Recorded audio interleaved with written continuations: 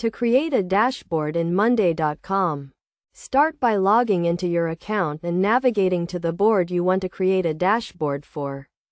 A dashboard in Monday.com is a visual representation of your data, allowing you to track key performance indicators and make data-driven decisions.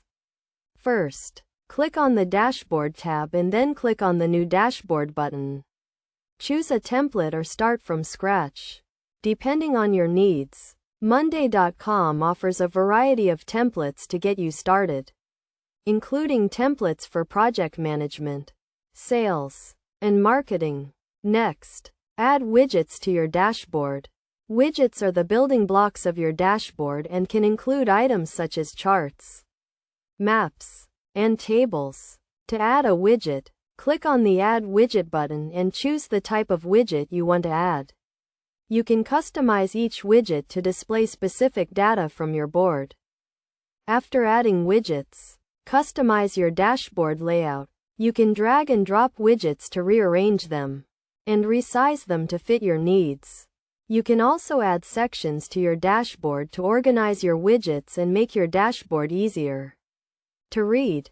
To make your dashboard more interactive, add filters and drill downs.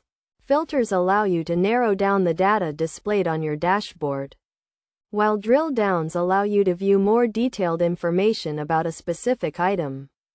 Finally, share your dashboard with your team and set up notifications to stay up to date on changes to your data. You can share your dashboard with specific team members or with your entire organization, and set up notifications to alert you when changes are made to your data. By following these steps, you can create a custom dashboard in Monday.com that helps you track your key performance indicators and make data-driven decisions. Remember to keep your dashboard simple and focused on the most important data, and to regularly review and update your dashboard to ensure it remains relevant and useful.